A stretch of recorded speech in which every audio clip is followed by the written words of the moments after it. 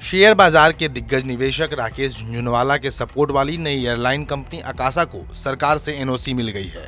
सब कुछ ठीक रहा तो एसएनवी एविएशन प्राइवेट लिमिटेड आकाशा नाम की इस कंपनी के विमान अगले साल गर्मियों में आसमान में उड़ान भरते दिखाई देंगे।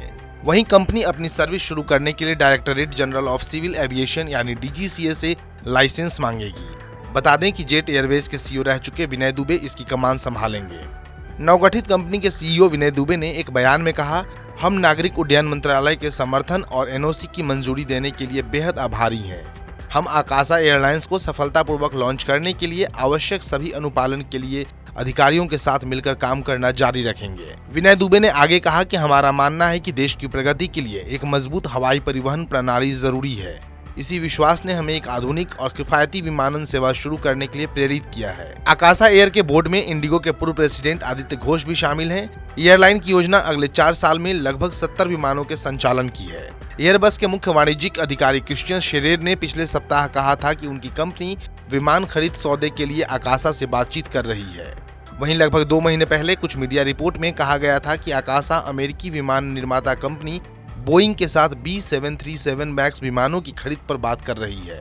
एयरबेस A320 सीरीज के विमान बोइंग B737 सीरीज विमानों के प्रतिद्वंदी हैं। 5 अक्टूबर को पीएम नरेंद्र मोदी और राकेश झुनझुनवाला के बीच मुलाकात हुई थी। मुलाकात के बाद पीएम मोदी ने ट्वीट करते हुए कहा था, राकेश झुनझुनवाला से मिलकर खुशी हुई। वह जीवंत और व्यवहारिक होने के साथ भारत को लेकर बहुत आशावादी हैं। कुछ दिन पहले जब झुनझुनवाला से पीएम से हुई मुलाकात के बारे में पूछा गया तो उन्होंने ज्यादा कुछ बताए बिना कहा कि उनके बीच अर्थव्यवस्था को लेकर बात हुई है। आकाशा एयर में राकेश झुनझुनवाला की हिस्सेदारी 40% रह सकती है और उनके द्वारा निवेश 247 करोड़ 50 लाख रुपए रह सकता है। अभी तक आकाशा एयर के बारे में सिर्फ इतनी ही जानकारी सामने आई है कि यह एक लो कॉस्ट कैरियर हो सकती है, यानी यात्रियों को बेहद सस्ते में हवाई सफर की सुविधा मिल सकती है। इसके अतिरिक्त और ज्यादा डिटेल सामने नहीं आई है। हाल ही में एक कॉन्क्लेव के दौरान जब राकेश झुनझुनवाला से एविएशन सेक्टर में एंट्री को लेकर पूछा गया था तो उन्होंने लीगल कॉन्ट्रैक्ट का हवाला देते हुए कुछ भी बताने से इनकार कर दिया। लो कॉस्ट कैरियर एक नो फ्रिल्स एयरलाइंस होती है, यानी एक ऐसी विमान सेवा जिसमें यात्रियों को केवल जरूरी सुविधाएं ही मुहैया होती हैं, जिसकी वजह से यात्रा सस्ती होती है।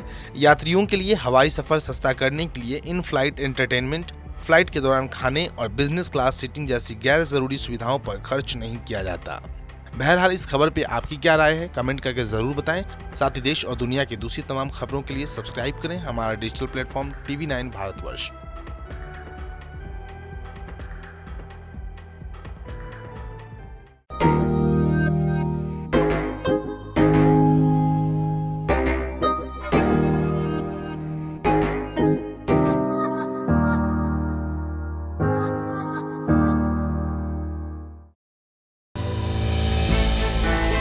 हमने की गलती फिर एक बार, कोरोना ने किया दोबारा प्रहार। मास्क, 2 गज दूरी, करें अपनी सुरक्षा खुद।